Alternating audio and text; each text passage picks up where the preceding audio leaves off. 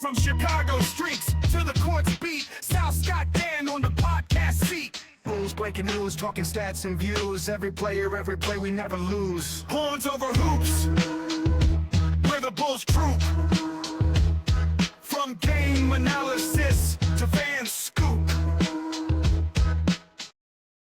What is good, Horniak Nation and Bulls fans worldwide, and welcome back to another episode of a little show we like to call the Horns Over Hoops podcast. We're joined as always with your hosts, Sal Bass, Scott Berman, and Dan Gracie.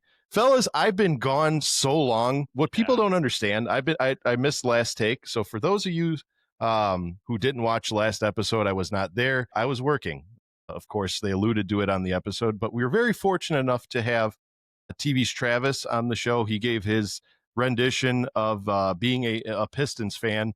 And it was just a great show. I highly recommend, if you had not checked that out, to double back to it and listen to it, because it really does shed some light on the perspective of Bulls fan, or of a Pistons fan, where Bulls fans would normally view Pistons fans as kind of the enemies. We were brought up to hate the Pistons growing up.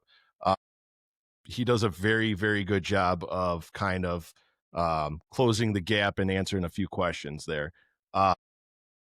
However, since then, I have not recorded an intro in quite some time. So I had to take like 3 takes just to record the intro. So I'm very, very skeptical of taking any more days off. But gentlemen, besides me screwing up, how have you guys been? I broke my toe. Yes, you did. Yes, you did. That was actually kind of gross. So explain to how you broke your toe. So I work with... Well, I'm training or in the process of becoming tech level 2 at my work. And that involves like building servers for companies and everything. So as I was taking the side panels off and the doors off and placing them on this cart, one of the doors slid off the bottom of the cart and landed right on my toe. And I didn't think anything of it until I got home and actually like looked at my toe. And yeah, my toe was purple. I almost did like the whole like Michael Beasley thing when Michael Beasley saw like his bone and everything. That's why I thought, I was like, oh shit, that's my toe. That's my toe. But yeah, so yeah, I broke it. It's a small fracture. I'm on the road to recovery, I guess. It sucks because like I feel okay, but like I tried to give my dogs a walk yesterday, made it down the street, and then I was like, yeah, no, this was a terrible, terrible decision. So I keep telling my wife, it's almost like I have pink eye with the toe, where like I feel fine, but I have to like, I can't do anything. Yeah. Yeah. Dude, So you it never sucks. understand how much like your big toe affects your gait. It's insane because Yeah. like even your little toe, if you ever like cut your toenails too short and it like burns, and then like walking is a pain in the behind. Yeah. Yeah, I feel for you. Well, get well soon, Dan Gracie. It's good to see that you're out of work, but still able to put on a great show for the Horniak Nation. I'm bored as On shit. to Mr. World. Believe there's only so much you can do around the house. That's why I could never work from home. But sliding it over to Mr. World Traveler over here, Scott Berman. Scott Berman has been in like 3 cities since the last recording. Yes, sir. Was it Utah? Oh, we covered Utah, Denver, Philly, and there was one other one. You're leaving for another one. I was in Atlanta in September. Then flew to Denver, then Salt Lake. I was in Philly last week, and then I'm flying to San Diego tomorrow. Business or pleasure? Traveling man. Philly and San Diego are business related. We had some trade shows that we have to set up for. Yeah. So it really, the Philly thing was great. We did a couple hours of work, and it's kind of, we're just there as support. So if they need anything, they let us know. Other than that, we're just kind of on call. So we got to hang out in Philly. That's nice. Yeah. That's nice. That's one thing that like working for a company, like even my wife, she gets to travel. Like I miss and Dan, your dad did traveling all over the world. I miss my wife travels sometimes for work too. Yeah, it's great. Yeah. What else did you have there, Scott? By the way, hot take, Philly cheesesteaks are fine. Fine. Where did you have it? Did you go to Gino's? No, or- I went to several different places. No, I didn't go to one of the Philly cheesesteak places, but it's been every place I got a Philly cheesesteak from, it was the same issue.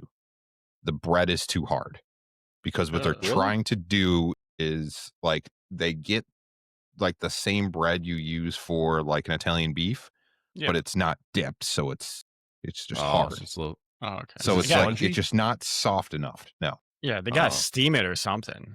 It's just not soft enough. It's a good sandwich. It's just not soft enough bread. but don't they put don't they put mayonnaise on it and then put it on the griddle, or no? No. At least really? the place I went. Yeah, the places I went to 2 different places and they didn't. But they did have this really cool market that had like 30 or 40 restaurants in there, and I finally got to try oxtail, which was so good. Was that Oxtail the is good. Philadelphia market? Yeah, it's like I forgot what it's called, but it's in downtown Philly. I think I saw it like What on market Man it's called. versus Food. They have like if it's the place where I saw Man versus Food way back in the day, they have a good, oh my God, roasted Italian pork sandwich there. Ooh, man, It now I'm could hungry. be. I went to some place that had like a Thanksgiving dinner, and it was really good. I haven't even had breakfast yet. This is dangerous. I literally Pizza woke for up. breakfast. Literally woke up, took care of my child, and set this up because, as everyone noticed, I'm in the garage now. I constantly move studios. I'm like a wanderer. Yeah, you But move nonetheless, studios in a way gentlemen- that Scott travels for work. Yeah, I know. Like Scott's in new cities, I'm in new studios. But gentlemen, despite broken appendages and traveling across the contiguous United States, thank you guys we're all back. We're all here, ready to talk about a Bulls season because, as you know, Bulls season is back. We are in the preseason as we speak, and we got a good show for you guys tonight. We got predictions. We might have our first debate, and I want to go toe to toe with some of you guys. So stick around and find out. But first, it's everyone's second favorite part of the day, only to Scottagories, and that is Tuesday trivia. Gentlemen, when I was picking this Tuesday trivia, it is preseason inspired. I was just curious, so I looked up this question and found the answer and was absolutely beside myself that these two names share the same stat lines. Today's Tuesday trivia question is, can either of you gentlemen name who holds the single game record for most points in a preseason game? I'll give you a hint. There's 2 tied for number 1. I want the person and the amount of points. I have no idea. Is Michael Jordan one of them? He certainly is. He absolutely is. I'm going to go with like Michael I don't Jordan. know. I'm going to guess. I can see Michael dropping like 60 in a preseason game just to be like, yeah, we're fucking shit up this season. Well, he was not. Is this just Bulls? No. This is the whole NBA. Who holds the NBA preseason record? Was it 60 You points? know Michael Jordan's one of them. But who's the other one? It's not 60. It's lower. Okay. I'm going to say 40 points then. Okay. Let's say like It's very, very 43 close. points. 41 points. So Michael 41. Jordan scored Okay. 41 points, and he shares this record with a very interesting character. I'll just say that. Okay, I'm guessing that the second person isn't like Gilbert Arenas? No, is it I'll give you a hint. You may have already said part of this gentleman's name when you said the first name. Michael Beasley? Nope. Jordan Jordan Poole? Crawford? Jordan Poole. Jordan Poole. Michael Jordan and Jordan Poole both hold the record for 41 points scored in a single preseason game. Michael Jordan accomplishing the feat first, of course, by dropping 41 points in October of 2001. Jordan Poole later went on to tie the record in October again, of course, because that's when preseason is, in 2023. So he did it 2 years ago. So I saw that stat and I was absolutely furious that Jordan Poole and Michael Jordan were connected on a statistical level and more than just one guy's last name is my first name. So it's insane. Does anyone know who holds the record? We'll do a double Tuesday trivia. Do you know who holds the record for most preseason points total? LeBron James, because he's been in the league the longest. Probably like No. Wilt or someone. Nope. It's somebody who just retired not super long. Jordan or Michael is not in their name. Who just retired? Carmelo? I don't know. No, not just. It wasn't that long ago. I'll give you a hint. We honored him last year during the All-Star game. Vince Carter? Vince Carter. Oh, okay. Vince Carter I didn't accumulated watch. over 2,000 points in his career from preseason points alone, which is kind of remarkable because names like Vince Carter usually never are in the game long enough during preseason to accumulate such points. But I'm just guessing it's a combination of the duration that he's been in the league and what have you. So yeah, I found that interesting. So 3 very interesting names for preseason. There's some preseason stats for you. But gentlemen, basketball season is here, and I'm ready to talk Bulls. And I've been gone for too long, so let's get right into it. Gentlemen, there's been a lot of chatter online as far as predictions of the Bulls. Of course, every year we're either projected to be better than what we're going to be, and some years we're projected to be worse than we actually end up being. And sometimes we're spot on.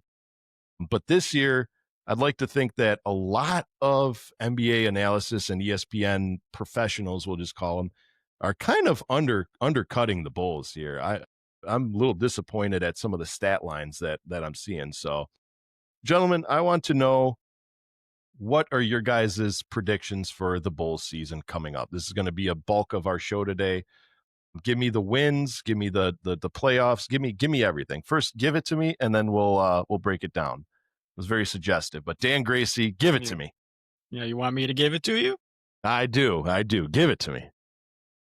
All right. So first off, I want to say that I feel like the national media always has a grudge against the Chicago Bulls. They always shit on us for, I don't know what reason. Like, I don't know what the Bulls did to like ESPN or anyone in the past. Like, we hurt them personally or something. But it's just that I always feel like that like ESPN, Bleacher Report, all the major news outlets always just shit on the Bulls just to shit on the Bulls because they're an easy target.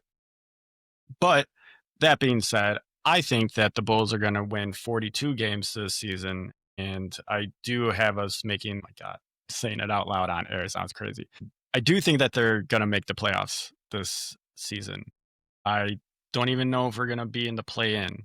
Like, I feel like the East is weaker, and it's weak enough for this Bulls squad to make the playoffs. Might be being overly optimistic, but I guess I'm just a silly, delusional Bulls fan. Your predictions for the Bulls? Prediction for the Bulls this year. We'll start with the record, and then we'll dive deep into it. So, what do you think what do you think's going to happen? 500. You think we'll be 500? So 41 and 41. Yeah, we're gonna get about the same record as we've got in the last 4 years. We're within one win of it. Was like what, 30? We had 41, 39, 39, 40. I don't know, something around there. But I think the win total that Vegas set for us is 32, which they're going to go way over that. Last year, what do you think the win total that Vegas set for us last year? Wasn't it like 15 or some shit? 28? 28 and a half wins. Yeah. They had 39. So they're going to get, the Bulls are a 500 team. I think it's something that AK has always claimed, consistency. Guess what? The same thing. We got the same record 2 years in a row. Yeah. No, I think that we might actually, I would say max 46, but it's going to be anywhere between 46 and 39. But I think they're going to be around 500. It really depends on, there's certain players that I really think it depends how they play. If on other teams, like, is Jaylen Brown going to step up and become an MVP candidate? That's something. Like, can we beat the Celtics? Is Embiid going to play this year? Like, if he does, how long? How good is he going to be? Are we going to be able to beat Milwaukee? The Sixers? No, that it's just Giannis. Well, they also who else did they pick? They up? have Miles Turner. Yeah, they picked up Miles Turner. So they how also is that going to work? Is that going to work together? It's not a game changer. It's those kind of things. Is like, there's a lot of unknowns that I don't quite know, because there's a very big chance that those are all going to backfire. but we'll see. I still think the Magic might be the team to win the East. So before I give mine, because that was Don't a sleep on the spot Magic. on. The I'm Magic not. are going to be dirty. No, I if think they're they're going to be healthy. good, but I don't think they're going to make it all the way or anything like that. So Scott, to your, I will say to your, what do you call it? To your agreement, Projection. to your projection supporting that. ESPN ranks the Magic to be 6th in the league. If you're an avid listener of this show, you'll know that I made the bold prediction that the Magic this year will be the Cleveland Cavaliers. Or I'm sorry, I picked the Pistons to be the Cleveland Cavaliers of last year. But the Magic are going to be great, especially if Paulo can stay healthy. You know, every year they make significant improvements. You guys want me to tell you what ESPN thinks we're going to get, and why I'm absolutely flabbergasted? I'm going to say no because I don't care what ESPN thinks because you know Stephen what? A. Smith works on that network, so I don't care. I do not respect ESPN at all.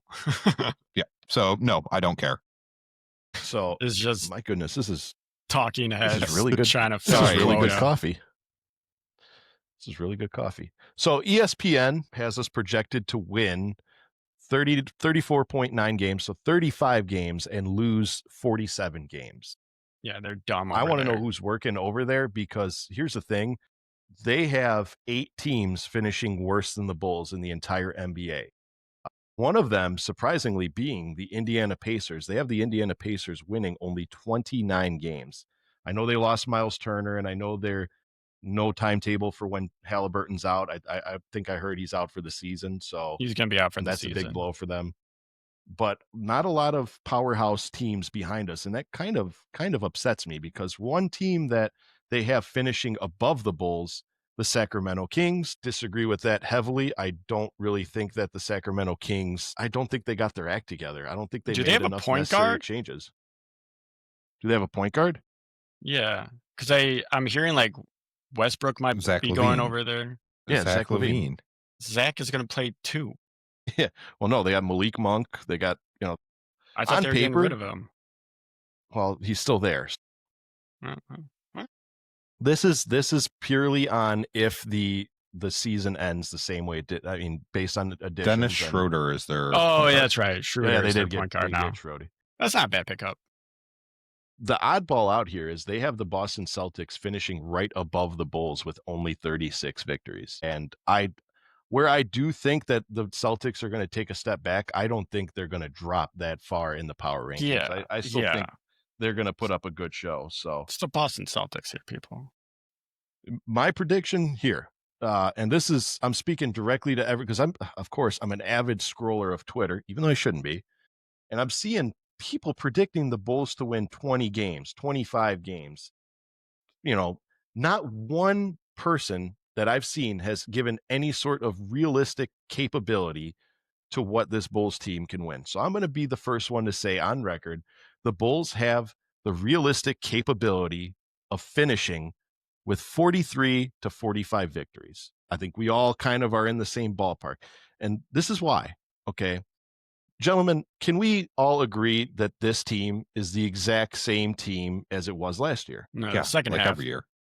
Yes. Can we all agree that, with the exception of Noah Senge and minimal contributions from a departed Lonzo Ball in Cleveland, that this team is exactly the same, minus us losing the Chicago great Taylor Horton Tucker? Good luck overseas, but it's the same team, right? Yeah, essentially. Okay. Can we all agree that the East, I mean, we all kind of said it, the East has taken a step back in the form of 3 powerhouse teams have taken a step back. We all know that there's no timetable for when Jason Tatum comes back. Halliburton's not coming back. Miles Turner is now shift off to the Milwaukee Bucks. The Bucks lost Dame. New York Knicks fired their coach. A lot of people are still projecting. A lot of people are still picking the New York Knicks I'll tell you what, the ESPN has the Knicks winning 52 games, which is a very real possibility. Care about ESPN. These people that are making these ESPN predictions aren't watching sports. All they do is create these fucking stupid scenarios so people will just click on the fucking article. they don't care about the sports. They're not paying attention to the sport. Yeah. Sorry, little mini So, rant. No, please don't apologize, because that's the thing is a lot of people, what that's telling me is, yeah, the New York Knicks have the talent. I'm not taking away from the talent that the New York Knicks had. However, a lot of people are cutting Tom Thibodeau short and how good of a coach he really was. So I'm projecting them to take a step back. But other than that, not many teams in the Eastern Conference that were already worse than us got better than us. So I think that the Hawks did get better, but and they do have the Hawks finishing above the Bulls, significantly higher than the Bulls. They actually have the Hawks finishing above the Golden State Warriors, which is interesting, and the Pistons, to say the least. But accordingly, the East got worse. The Bulls stayed the same. What did the Bulls finish last season? 17-13 in the last 30 games. That's post All-Star game, or that's post trade deadline. We finished 17-13. Okay. Using that same ratio, because I do think that 30 games is an incredible sample size. It's a good sample size. It's almost half, it's getting close to half the season of what this team can do. That's 40 something games, man. That's if we just do everything that we did last year, this year, we'll be on pace to win 43 to 44 games. Why do we as Bulls fans, and I'm going to open this question up to you guys, why do we as Bulls fans always undercut and undervalue our team? It's one thing to have high hopes. Like none of us, I want everyone to understand, none of my co-hosts, including myself, are saying that the Bulls are going to have a 60-win season, finish number one in the East, make a tremendous playoff run. We're just simply seeing that this team has improved since the beginning half of last season and seasons before. So why do we always undercut this team? Dan Gracie.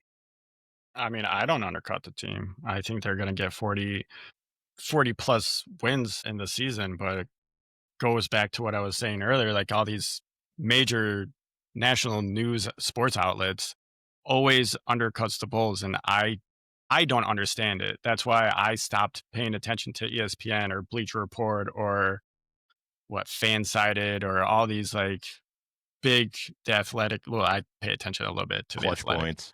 Clutch Points, like all these like these quote unquote like Facebook news sites. Like they're all just trying to get clicks, and they're always undercutting the Bulls. So I stopped paying attention to them, and that's when I found Hayes or Bull Central or any of these independent journalists that, does the actual work, that they're not just looking for like a clickbait title for you to click into and them just shitting on your team or just jerking your team off for just to boost your team's ego. So I don't undercut the Bulls. I will never undercut the Bulls. I think the media needs to do better overall as reporting goes. Oh, I agree. I agree. Just me. Dan Gracie, that was phenomenal. That was a phenomenally worded take there. Scott Berman, why do, maybe not so much us, but Bulls Nation in general, why do we always undervalue the team that we have? Well, I'm just going to go to the national media, because why should the national media care about the Bulls? They're average to a below average team. They should not care about it. What's his name? God, Charles Barkley put it perfectly when he was talking about the Pacers before, how ESPN was not talking about the Cavs or the Pacers because they were worried about the Lakers or the Knicks, because why should they? Why should they care? Because they're not getting, like Dan said, they're not getting the clicks. They're there for the big markets. But the reason that we undercut the Bulls, because nothing changes. Like, I understand that we're trying to rebuild, but it's just like we've seen it over and over again with this ownership group and this management group. And even before this management group, it's just kind of the same thing over and over again. So why should we expect something different? We're just going to get excited and say, oh, they're going to be good. But guess what? They don't change. They don't make adjustments. When they have something good going, like the shooting coach or the trainers that they had last year that everybody liked, that was helping everybody, they fired him because he was dissenting opinion. So that's why we don't trust this team to do any better or any worse, because they just want to stay the same. Correct. Plus, Jerry said he doesn't like the playoffs, so there's that. Allegedly. No, he actually said that. He literally went on a thing and said, or it was, I forgot what it was. It was some speech he was doing at some conference, and he was talking about how much more money he made not making the playoffs. Yeah, well, maybe if he made the playoffs a little more and played more You'll games, make he'd get some more money. revenue. Yeah. Yeah. Longer the season goes, the more money you get, Jerry. These are how things work. Yeah. Honestly, great take by you guys. And I'm gonna settle this in one word. The Bulls fans, like, I love each and every one of you. Support this show. So without you guys, we couldn't be able to do this show. But we fail sometimes to take couple words that I like to call realistic capability into consideration. What is realistic capability? Is this: use reasonable common sense. Start from the bottom. Is this team going to have an 0-82 season? Absolutely not, because they showed they won almost 500 last year. Are they going to win more than 10 games? More than likely. This team has the talent. It stayed the same. Last year, we won 39 games. I'm going to keep referencing that. Going up and up and up and up the ladder, we get to, are they going to win more than 30 games? Again, more than likely. Are we going to win more than 40 games? Realistically, yes. And I'm saying this based on if everyone stays healthy, if everyone plays to the same caliber. You know, obviously, I'm sure there's going to be some regression, but we're also factoring in players that are going to step up, players that are going to emerge. Matas Bucelis is going to come in and he's on his sophomore year. I expect big things from that man.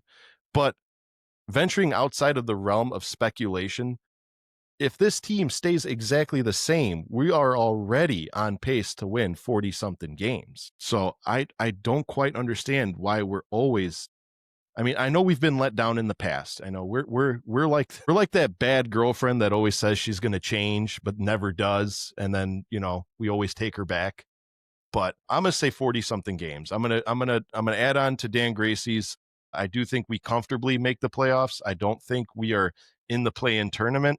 And if for some reason we are in the play-in tournament, I do think we're going to be the controlling factor and not battling. And, you know, I think we'll be more looking at that 7th seed and up more than so. Gentlemen, do you guys want to take a stab at what you think the Eastern Conference standings are going to look like next year? I honestly have no idea, because I think that the Pacers should do what like the Spurs did, since their best player is out. Just tank don't tank it, but, you know, like, try to get a good pick. That way, when Halliburton comes back, you have a really good player already that you can pair him with, especially since you lost Miles Turner. Yep. But other than that, like, the East, I do not know what's going to happen. Yeah. Well, here, I'll give you this because that's a good point you made up. I'm just going to keep reference ESPN because that's the tab I have open, and that's just the number one news outlet that fans reach out to because they're on TV. ESPN has the Indiana Pacers finishing 4th worst in the entire league with a 10% chance to secure the number 1 overall pick. Their projected pick is the 4th overall pick, and the projected seed that they're going to finish is 12th in the East. So I agree. That's a good stance. A lot of good talent coming in this pool. I know everyone this year, I'm telling you guys, AJ DeBanza is going to be a player that changes the dynamic of this league. I promise you guys this. So I'm sure last year was the capture the flag. This year will be the battle for AJ. When are the Boozer boys getting into the draft? They're freshmen this year, so next year. They're freshmen this year. Yeah. Okay. So it'll be in that same draft class, and a lot of good talent. Gilbert Arenas' kid, Kean Anthony. I mean, a lot of nepotism, but a lot of solid players to look out for in the draft pool this year, if they all declare, of course. But who do you think finishing number 1 in the East? How about that? I don't know. It's a toss up between Cleveland and New York. Maybe we'll see. Okay. We'll see what it's going to be. I think the first 2-3 months of Knicks basketball is probably going to be them like possibly trying to figure out this new coach and, find their bearings again, because they did just the dumbest thing in firing Tom Thibodeau. That does not make any sense to me. I don't understand why they would fire a coach that was in the NBA or the Eastern Conference Finals. And Yeah. honestly, those Eastern Conference Finals was a phenomenal battle. I loved watching every game of that Indiana Pacers New York Knicks. So yeah, I was scratching my head on that as well. Realistically, a couple lucky shots or fluke shots, whatever you want to call them, from Halliburton, and we could have very well had a New York Knicks and Oklahoma City Thunder finals. So okay. I like that. Scotty B, who do you think is finishing number 1 in the East? I can give you the whole list of the Beautiful. top 8. Yeah. Beautiful. Please do. Really, the 76ers are the team that I don't know where to put. Fair. Okay. Because is Embiid playing, and VJ Agcombe is going to win Rookie of the Year. That kid is so good. Yeah. But you think he's going to win over Flag? That's a bold statement. absolutely, that kid is a monster. That is my pick for the Rookie of the Year right now. Is Okay. Agcombe. That's what I was saying yesterday. Cavs first. You got the Magic second. Okay. I think people are sleeping on the Magic because 3 starters got hurt at the beginning of the year. And they still were a 500 team, and they were out most of the year. I think Knicks third, Pistons fourth, Bucks fifth, Hawks sixth. Okay. I'm going to put the Sixers at 7th, even if Embiid doesn't play. I think the Sixers will still be better. And then I think either the Heat or the Bulls will be 8th. I like that. Okay. That is a good list. Because that's a solid line. So Scott, just to reinforce you, the ESPN had the Sixers being 7-2. Again, I'm going to keep referencing them. It did have the Cleveland Cavaliers finishing first, New York Knicks finishing second, the Orlando Magic with their brand new beautiful logo finishing third, the Detroit Pistons. The Magic are going to be really good if they can stay healthy. The Detroit Pistons finishing fourth, the Atlanta Hawks finishing fifth, the Bucks finishing sixth, the Raptors finishing seventh, and the Miami Heat finishing eighth. So, but I disagree with them because we are a better team than the Toronto Raptors. I think so. And with the loss of Jimmy Butler, I think we're a better team than the Heat. I mean, they have who? They have Tyler Hero. They just got Andrew Wiggins. I mean, it is still a great team, but I still think on paper we're set up better than the Miami Heat. As far as my list goes, I'm gonna concur with you. I'm gonna say, I don't know, man. I don't like the idea of Cleveland finishing. I don't think they're gonna have 2 anomaly seasons. You know what? I'm gonna say that the Cleveland Cavaliers finish number 1, Orlando Magic finish number 2, the Knicks finish 3. I'm gonna say Detroit Pistons with 4, Bucks 5. I'm gonna say the Boston Celtics finish 6th, Bulls finish 7th, and I think the Miami Heat finish 8th.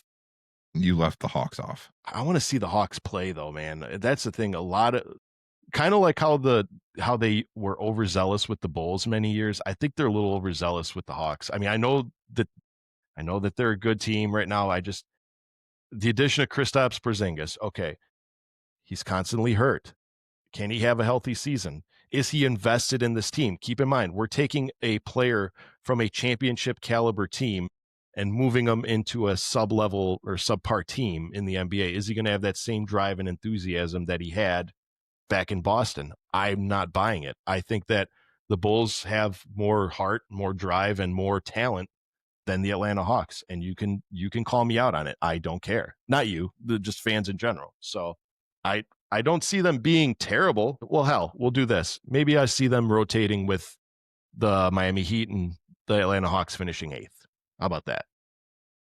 So real quick, I know we want to do a show about it. Finals predictions, the way too early finals predictions.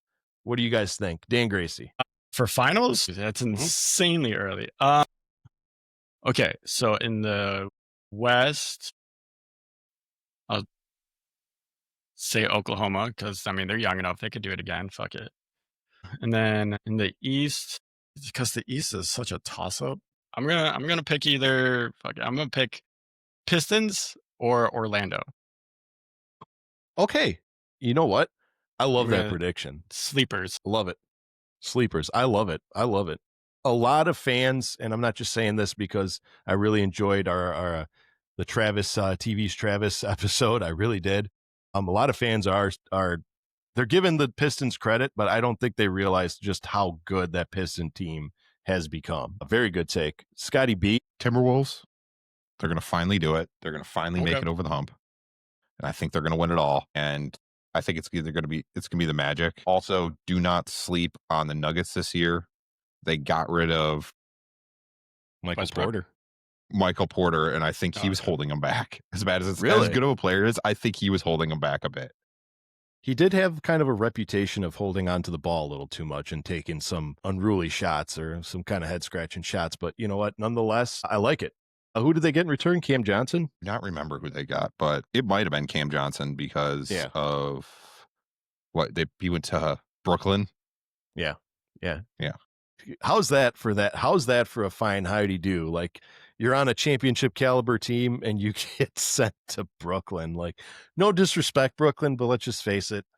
You guys need a little work. That's all I'm going to say. I'm going to say, Scott, there's the thing, man.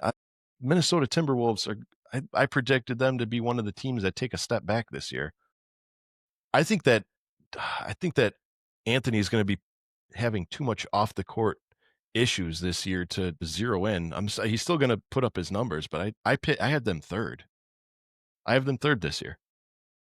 I have Oklahoma City, I have Houston, and then I have them. So you guys are going to watch out for Houston. I know KD is getting up there in age, but I keep forgetting about Houston. They replaced a point guard. Van Fleet tore his ACL. Yeah, they need a point guard. There's rumors of Westbrook signing. Well, there's rumors of Westbrook signing and getting that reunion with KD. And like you said, Sal, I am also seeing rumors of Kobe White being traded there. And that just doesn't make any sense to me at all. So I don't think that's true. Well, I'm glad you mentioned that because our next segment was player progression and player rumors. So I'm just going to spitfire my finals and move right into it because I'm excited you touched on it. My finals are, I think that the Oklahoma City Thunder have the realistic capability, there's that word again, of repeating and going back to the Western Conference Finals. However, in the East, I'm going to piggyback off of Scott and say maybe Cleveland. I'm going to say Cleveland. It's going to be a Cleveland OKC Finals this year. There, I said it. Those are your way too early projections. But as my co-host alluded to, our next segment is player predictions and development, rumors, what have you. The roster didn't change very much, but it's been a very busy offseason with rumors from the Kuminga trades to the Vooch playing for Montenegro to Kobe White just being shopped around to every single team out there, the Josh Giddey standoff.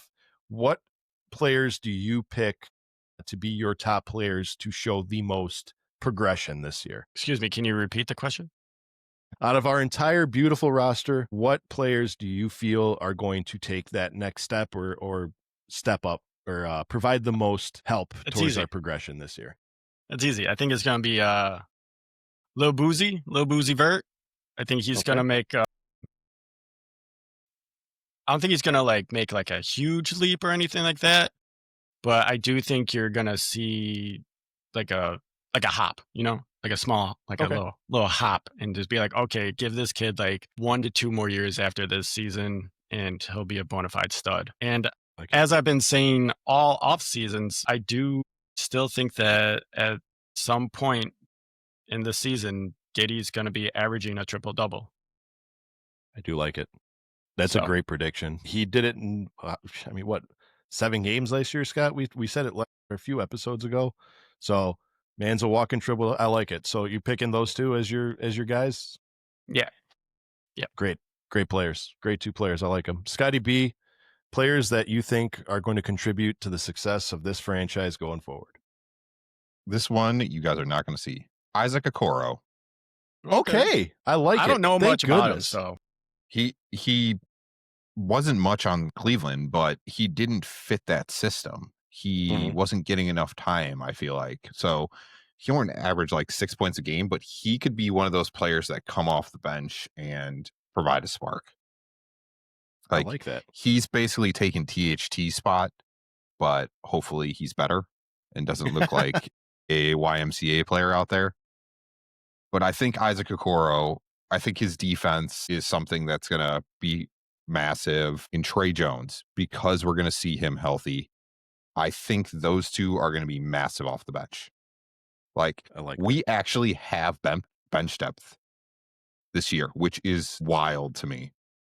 Like, you have Ayo Dosunmu, you have Trey Jones, Isaac Okoro. I don't know if Patrick Williams is coming off the bench. I don't know if Kevin Huerter's coming off the bench, but the answer is those he should be. Well, again, you got Patrick Williams coming off the bench and he can score 9-10 points a game. That's fine with me.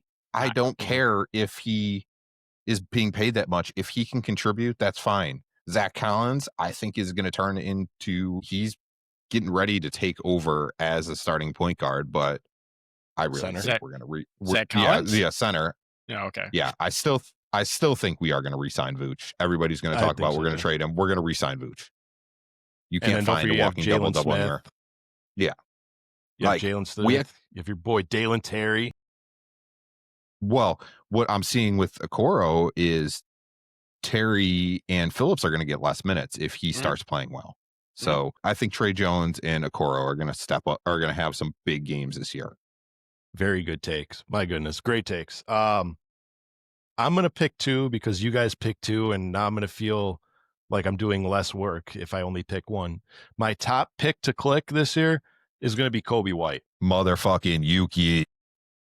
Yeah, I forgot all about Yuki Fever. He's going to be in the Windy City Bowls. He'll be up. He'll be up. He'll be up. Killing everyone down there. I'm picking Kobe White. Realistically speaking, the man's playing for a contract. It's already been out in the ether that he wants $30 million a year, kind of like what Josh Giddey was seeking. So this year, I think he's going to play out of the gym because he's going to, unlike Josh Giddey, who had only been in the league a couple years, he's been in the league already 7 years, and he's shown he could be a 3-point threat. At any point, he could give you 4 or 5 threes. He could also have a regress game where he only hits 2 threes, but guess what? He's also tightened his handle, is driving to the cup a lot more. So I'm predicting that Kobe White is going to have a 24 points per game season. I don't really think he's going to have an all-star caliber season. I think towards the all-star game, I think he might be dancing around with getting some votes, but I don't think he'll be an all-star caliber. But I think he's going to contribute a lot to the success of this team because of the fact that he's playing for a contract. I like your Okoro pick, but I don't want to steal your pick. So I'm going to say that the next... Hey, Javon Carter is still out there if you want to pick him. I know. This one is going to surprise you. A player that's going to contribute to the success of this franchise going forward. I swear to God. No. You guys are never going to guess this. I think Patrick Williams. Stop. I think Patrick Williams. I wholeheartedly think. I really hope so. Yeah, I here's hope the reason so. why. One, he's slimmed down. I think he's lost. I forgot how many pounds he's lost, but he's slimmed down. If he can stay healthy, he's been injury plagued. I know he just got injured this year in practice. If he could stay healthy, based on the media day picture where we saw a group of 5 Bulls, 4 of them were starters. The 5th one was Patrick Williams. I'm pretty sure that's safe to say that Billy is going to give that man another chance at the starting 5 again. Who knows? Maybe 30 games in, he goes back to the secondary rotation, and that's fine. Just because you're coming off the bench, like Scott said, it doesn't mean you can't contribute to the team. But I think that Patrick Williams knows that he went from a project to now being watched. And I think what that means is he has very few years left in the tank to where the Bulls just give up on him. And I think that this year will be the year that I know I said it last year too. This year you'll see the Patrick Williams taking a step up and becoming a better contributor to this team. Not a star, not a scorer, but just a better contributor. I think his defense gets better. I think I'm going to say it. His dunking gets better. His 3 points were already there, but I want to see him more of a pull-up mid-range shooter and hit that side three that he so loves. There it is. I hope you're right. I mean, I've been waiting what, 4 years, 5 years, 4 something years? like that? No, it's 6 years. He 6 got drafted years? in 19. God. Yeah. But yeah, I now- think you're onto something because he did lose weight, and I feel like most of his injuries were from like him being his body couldn't handle his weight. Yeah. So Key we'll in see. Zion. Yeah. So now, before we move on to the next segment, I'll ask you, gentlemen, be gentle. Be gentle. Players that are going to be on the other side of the scale and contribute negatively to this team's success.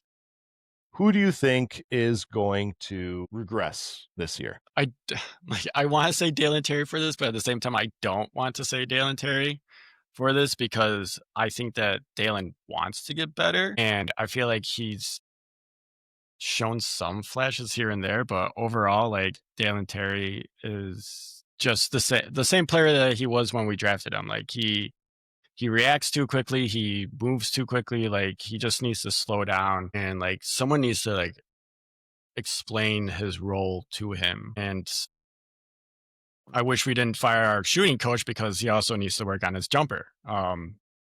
So I guess I'll say Dalen for this one. That's good. That's good. Well, that's a great take. It's a phenomenal take. Scotty B. I'm not going to say regress. I just don't think they're going to get any better. Yeah. And it's Kobe White. Really? Okay. Kobe White this is what he is.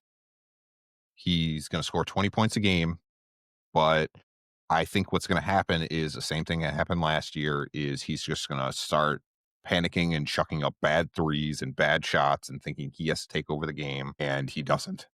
So Kobe. He's still, I don't think he's regressing, but I don't think he's getting better. Yeah.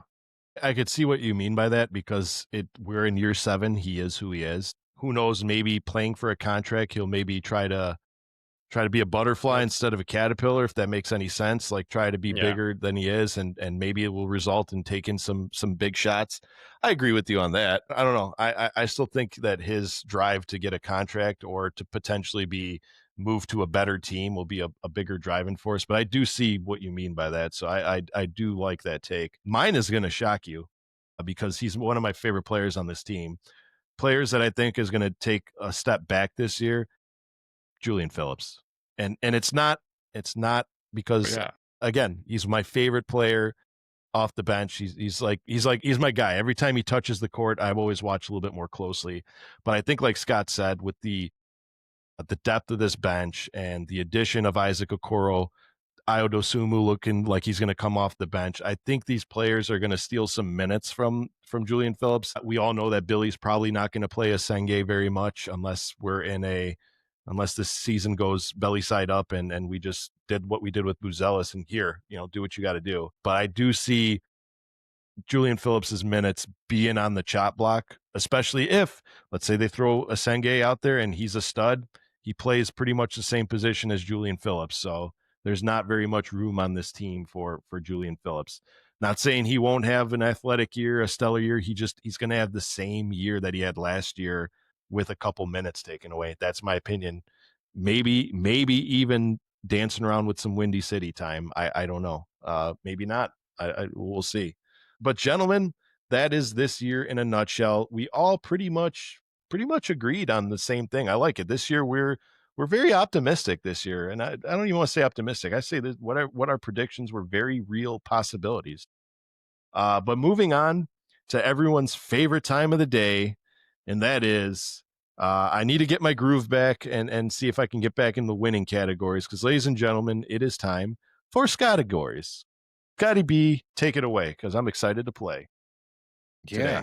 Well, Dan, you're on a winning streak. I think he's won I've won the last 2. Yeah. He's done pretty you good. beat Travis, didn't you? No, we didn't do one against Travis. That's right, we did. What did you guys do? We did no, we just didn't do one. We did a Tuesday trivia. Yeah. That's what it was that I'm getting confused of. Okay. Yeah. All right. So big news of the summer was the big signing the re-signing. So I went back the last 10 years since 2015. Can you tell me every Bulls player that has, or every player that has re-signed with the Bulls? They have 10 either years. been on the Bulls before Since and re-signed, 2015? or since 2015. There's been 15 Okay. players that have signed another contract with the Bulls. I'm not counting two-way contracts and like 10 days and that kind of stuff. Right. Dan, you went first, so you win. Can I look at the roster of the 2015 No. roster? Spitball. I don't remember who's on that goddamn night. Since 2015. So 2015 to this year, 15 give you a players have hint. re-signed. If Okay, they signed in so- 2015, they're probably still here. Yeah, I know. Kobe. Does Kobe count? Because it's his rookie contract. Yeah, well, Kobe did resign. He did a 3-year deal for $36 million. Oh, that's right. That's right. And 23. Yeah. Zachary Levine. Zachary Levine signed 2 contracts.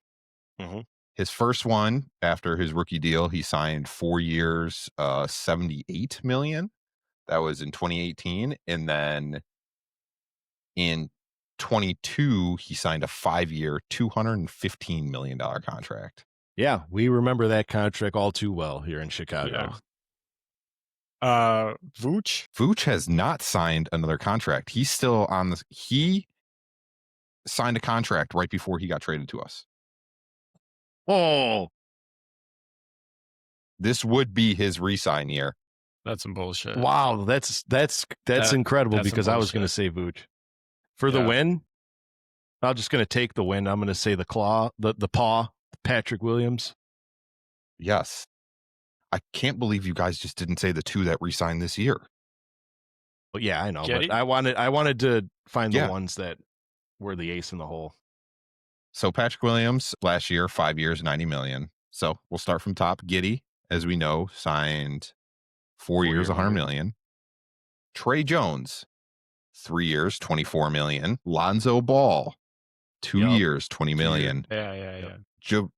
Last year, Javonte Green signed a rest of the season contract. So he had a full contract with us and then signed a rest of the year contract Okay. for $136 million What?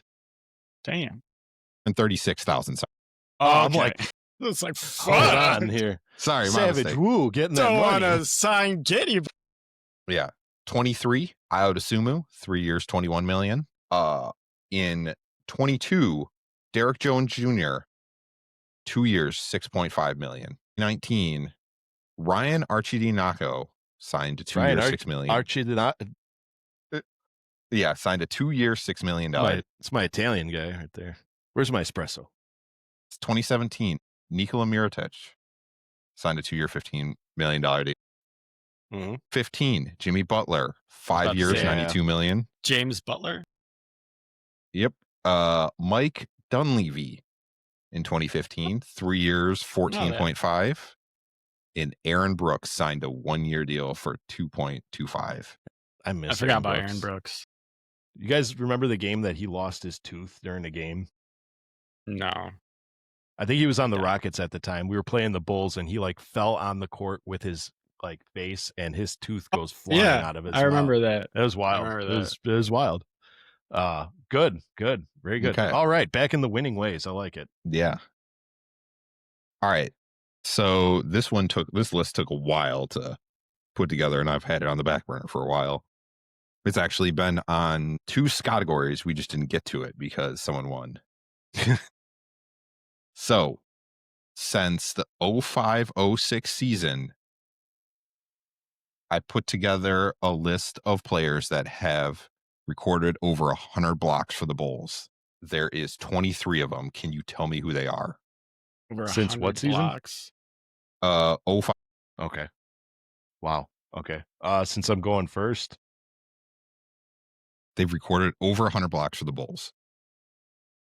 I don't know if Wendell did it, so I'm gonna go with it. Dadgum, man. Noah. Yeah. Joakim Noah is number 1 with 803. Okay. Registered for the career, right? No, for their time on the Bulls. They're Only their time on the Bulls. Total time on the Bulls. Okay, Total perfect. time. Total time Yeah. on the Bulls. They've registered over 100 blocks. Okay. There is 23 of them. Well, 22 left. Taj. Taj Gibson is second with 695. Good answer. Good answer. I want to say Vooch has been on the team long enough to be up there. He is sixth with 260. Okay. I get a little cray. Luol Deng. Luol Deng is third with 360. The weird part is I want to say Derek because Derek has had a lot of blocks. I know, so do I. Yeah. But you know what? Has he gotten in? Yeah, let's find out, Sal. Let's find out. Derek Martell Rose. 15. Yes, 155. Really? So he's there. Is James Butler on there? Jimmy Butler is 12th, 183. 183. Okay. Say I'm not Nate Robinson. Say Nate Yeah. Robinson. Yeah. No, say Aaron Gray is what you're I'm not saying Aaron Gray, but Brad Miller. Omer Sheik wasn't on the team long enough to be. You know what? How many years was a Sheik on the team? Like 3. 2 or 3. Maybe 2. No, I don't think he got enough playing time to get 100 blocks. I don't know. He was tall. He was tall, and he was just a very defensive tall. anchor. He didn't have an Tucker offensive Chandler's game. Yeah. There's gonna be a lot of players on this roster that I forgot about too. Okay, let's go back a ways. I'm gonna say someone. Lauri crazy for Markkanen? mine. Lauri Markkanen is Okay, 111. barely. Oh, wow.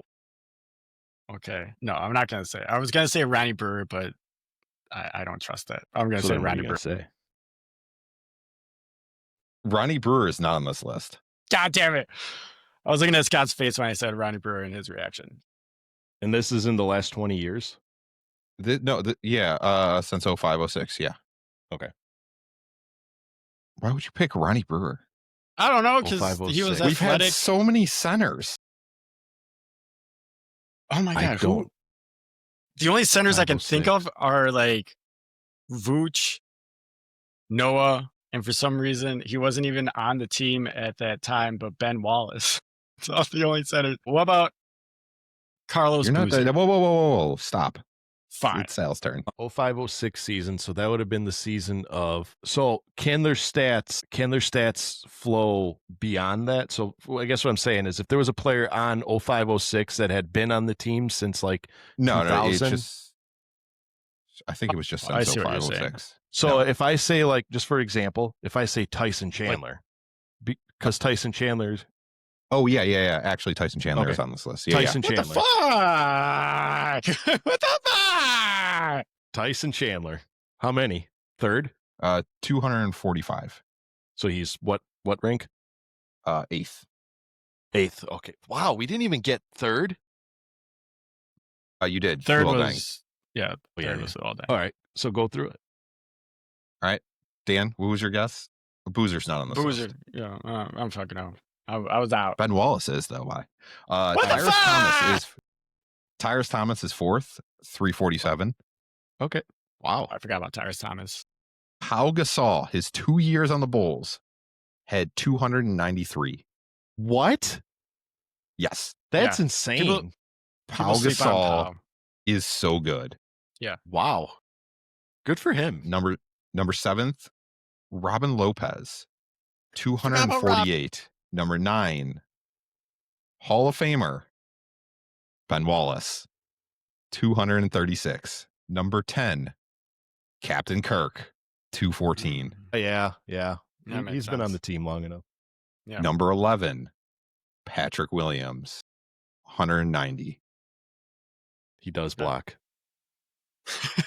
he doesn't Does do much, block. but he does block. Number 13, Nocioni, Oh, my boy 169. Andres. 14, Nikola Mirotic, Okay. one less, 168. He couldn't get those two. Nope. He's too busy punching people in the locker room or getting hit. Sorry. I'm surprised you guys didn't say this guy. 16, Zach Levine. I 44. don't see guard. I don't see very many Yeah, guards. But he was on the shot team for blockers. 8 years. Very true. Yeah. Still, Yeah, he didn't very really. true. He played defense for like one season. Yeah. Alex Last Caruso was 17th with 131. Really? In the two That seasons? checks out. I think he was Wow. on the season He was, 3, He was, yeah, Three, he was here three, for yeah, three. three. but he was Wow. always getting blocks. Yeah. Wow. Omar Sheik was I knew 18th it. with I knew this guy 126. was on there. Ugh. I knew he was on it. 19, Wendell Carter with 118. Wow, good for him. Yeah, the block Panther Number 21, Iodosumu with 109. already. Good for him. Yeah. Number 22, Brad Miller. I was going to say Brad- Brad Miller because that's what I was trying to allude to, because Brad Miller was on the team before he got traded. So Brad Miller was on the team, got traded to, I think, Indiana as part of like the Ron Artest trade and all that. Yeah. And then he came back. So I don't know if Yeah. you're talking about. It was just the time that he was on the Bulls. right. Okay. Yeah. And then 23 was DeMar DeRozan, had 105. He played defense. He got 105 blocks. Played You know what? Not to No, dog that's my how guy Devo, well, but we no, don't that's look how at I him felt like with that. Zach. Yeah, that's how I looked at with Zach. So Yeah. Right on. Good names on that list. That Well, Powell one, that is impressive. he is he's so much better than really- people remember. Yeah. Like, I don't think Kobe wins his last two without Powell. Without Powell, he doesn't win. They got rid of definitely not. Shaq, and that's when he leaned on Powell. He needed Powell to, Yeah. that was his new Shaq. Yeah. And Real Andrew quick before we Bynum. go on to the fun one, do you guys I forgot about remember Bynum. Pau Bynum Gasol was great. being on the Portland Trailblazers? Oh yeah, it was weird. That was a weird time. I was just like, And then I think he went to the Spurs for a couple years. Yeah, he retired in San Antonio. But yeah, when he was in Portland, it felt like someone is playing 2K Weird. and did this. You Yeah. know, like I scroll Doesn't on make sense. Instagram and I see those like pictures that you think are Photoshop, but they're actually real. It was like Dennis Rodman on the Mavericks. It was, Pau Gasol on the Blazers, Scottie Pippen on the Blazers, Mike on Everybody the knew about Wizards. Scotty. He played on the Blazers for a while, Scotty. yeah, he was, he was I mean there the for a long Rockets, time. not the Blazers. Oh, okay, yeah. Okay, Yeah. that's weird. Gary Payton on the Lakers. On the It was just Lakers. weird. So Seeing All Karl right. Malone in a Lakers uniform is weird.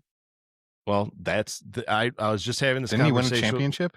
No, he did not. No, they didn't. This is the they didn't- conversation I had with shit. my oldest kid the other day, that putting together a super team sometimes yields negative dividends because you just have a bunch of type A personalities fighting for the ball. Yeah, usually it That's happens all. to the Lakers. Yeah, exactly. Yeah. It had some success in Miami because I just think that team was It a was- bunch of it was- players in their prime. Well, plus it was three best friends willing to sacrifice for one common goal. Like the whole Exactly. Lakers squad of who was on that team? It was what? Kobe, It's Gary Payton, Gary, Kobe, Karl Malone, and Karl Malone, Shaq, Shaq, and who was five? Rick Robert Fox or Horry. some shit. Rick Fox, Robert Horry. But it was just too many stars, and I'm sure who was coaching that team. I don't think it was it Phil? I want to say was it Phil? Might have been Phil. I know It Phil. was- Phil definitely probably had to have just- been on there. And it was too many egos for even Phil Jackson to control. Very nice. Let's do the fun one, Scott. I'm looking forward to this fun one. Okay. So this one actually was very hard to get answers for because it's not like very public information, except a couple of them. So I was only able to find it for 7 of them. Can you tell Okay. me who the highest paid NBA mascots are? Oh my That's the God. fun one. Kevin. Yeah. Kevin's not gonna the s- mascot anymore for the Bucks, by the way. I know. Yeah. He's not. He hasn't been in Benny the like Bull. 10 years. Yeah, I think Benny So might be the highest.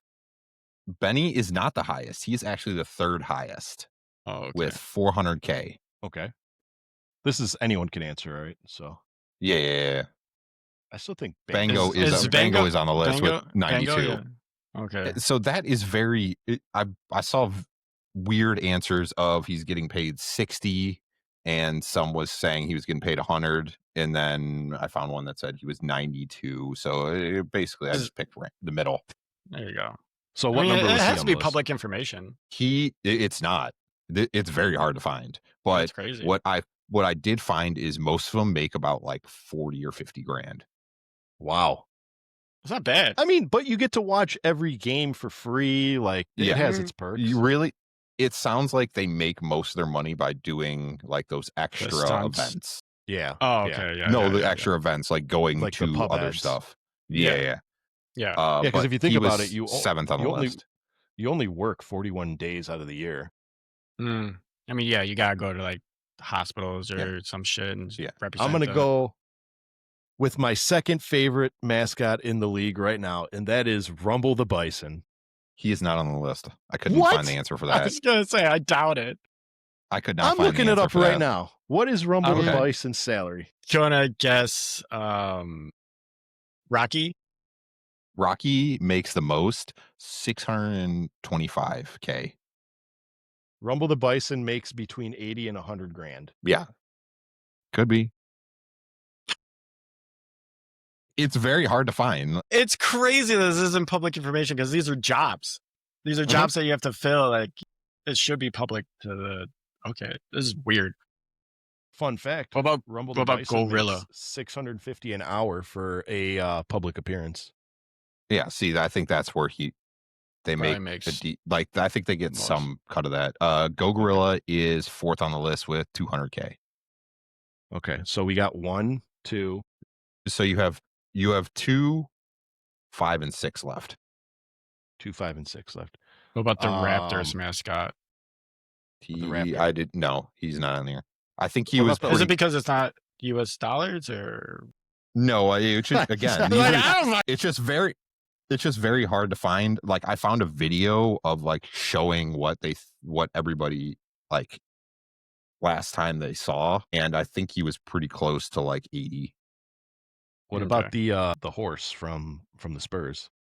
No, he's not on the list. The horse, that brown horse? fucking Dallas Maverick? That's long terms just in a Spurs. I think that's a donkey. I think the horse is in Dallas. Yeah, right? Dallas has a horse. Dallas has 2 mascots, I'm pretty sure. Are any of them on the list? No, but they are. All the teams are on the southern half of the U.S. Okay. The So- Atlanta Hawk?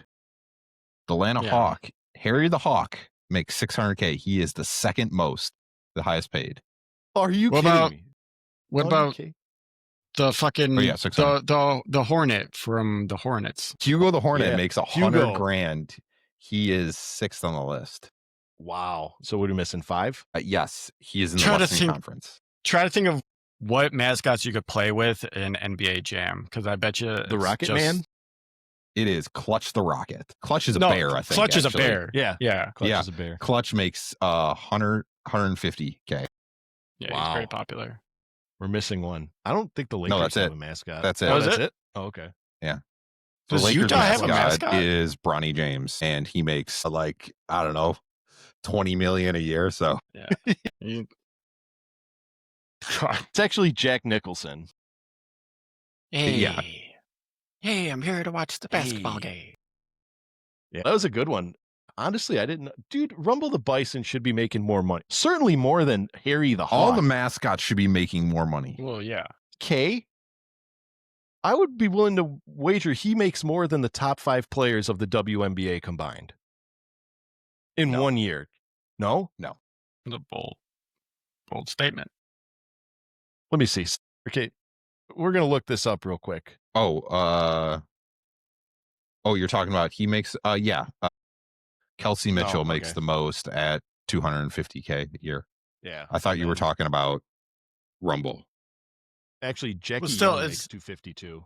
It's a little messed Kelsey up that Mitchell a makes mascot 249. makes more than female athletes in the WNBA. That's I pretty mean, crazy. I could see how, but I don't see Well, how. yeah, you know what I mean? Like I could see how Yeah. because there's more money and it's more lucrative than the WNBA, but accordingly, Like, you, I oh get my it, but goodness, it's just like, it's I don't know, my weird. brain doesn't want to wrap my mind around it.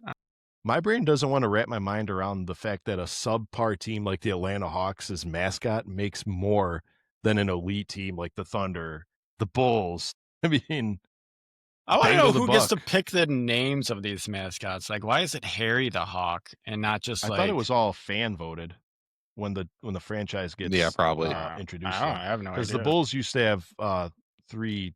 They used to have three different Bulls. They had the Bull. You remember the Bull, where he was the muscular one, and No, I then don't the remember Bull. that. The Bull. This was like back in the '90s. They had the Bull. He was like he actually was not. He was more realistic looking. He was like brown or orange, like a burnt sienna color. Okay, but just like But a then he fucking Dave Batista with like a bull's head on or something. Yes, that's exactly it. More hairy, and I think he got himself in a bit of trouble. Like I don't know if it was drug trouble or I don't want to speculate because it's not fair, but he got himself in a bit of trouble, and then after that they just scrapped him. And then before Benny, it was still Benny, but they had I don't like using this word but they had Big Benny, Fat Benny, Benny the Bull used to be the blow up bigger. one. The blow up one. Yeah, no, it was Fat No, Benny. I know original what you're one. talking about. Yeah. I had a plushie of it, and I met that Benny the Bull, and I gave him a heart. Yeah, he came to a birthday party that was at. It was pretty cool. Met my hero when I was a kid.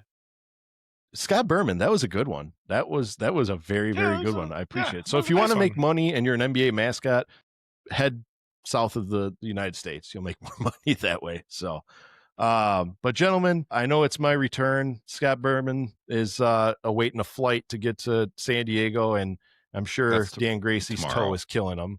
I know. It's cold. And I'm sure Dan Gracie's toe is killing him. So it's time to reach that sad part of the day where we say goodbye to the Bulls fans and the Horniacs until next time.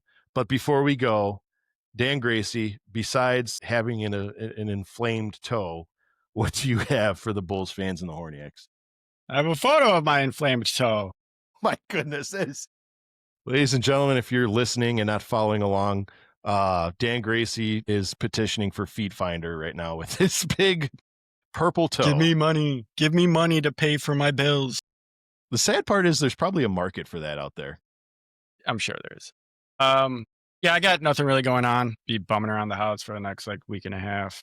Other than that, I got nothing. Been playing a lot of Borderlands. That's pretty much my life lately. Is the new Borderlands good, or is it disappointing? No, I hate it. That's why I play it so much. Okay. Well, it's better than Borderlands 2? No, it's better than Borderlands 3. Borderlands 2 is like the standard.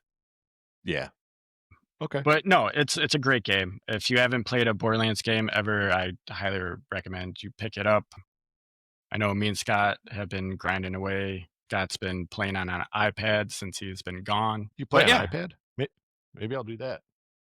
Or do you do like the Xbox continuity play or whatever? It's the Xbox Cloud. Also, I don't have that. Also, every gamer should be mad at Xbox right now. Yes. Return Your Xbox was like the #1 trending Google search. Well, because I mean, they raised their what is it now? $30 a month. Game Pass went up 50% in one day, and the Game Pass cancel page crashed. I mean, it is getting greedy out there. Everyone, like not even just Microsoft, but like companies as a whole, like everyone's just getting greedier and greedier, and the rest of the world just sucks. It's the joys of a capitalist economy. Nonetheless, Scotty B, corporate America, baby. What do you got for everybody? Besides Bon Voyage, we'll see you in San Diego. Which, as Ron Burgundy put, I'm not going to put it because it's not appropriate, but whales, yes. I don't know. I don't have much.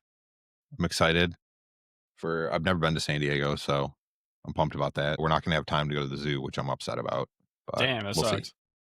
I know. Man, San Diego Zoo is on another level. I've been there several times. Let me go on record and say I'm one of those people that believe that you shouldn't keep animals in captivity for public spectacles. Like I thoroughly believe that, but the San Diego Zoo is it's good for the kids. Like it's very good entertainment for the kids. Again, not advocating keeping animals prisoner, but I think you will enjoy yourself. The San Diego Zoo is very good time. Yeah. Very good. I'm not speaking of that, I'm not going, but I am That excited was to get some wasted breath. Mexican food. There you go. Mexican food? Yeah. There you go. So we're actually in La Jolla, which is north of San Ooh. Diego. Yes. Very So ritzy. we'll see how it goes. So there's I'm a excited. beach while you're in La Jolla. If you go out at night, I encourage you to go out at night. There is a shore on the beach of La Jolla. At least it was when I was a kid. I don't know if it's still there, where there's like hundreds of seals that will like go up onto this beach. And I don't know what they do, but you'll just see hundreds of seal on this beach. It's, yeah, it's I know very, what you're talking about. it's very small, but like a lot of seal are there. It's cool to watch.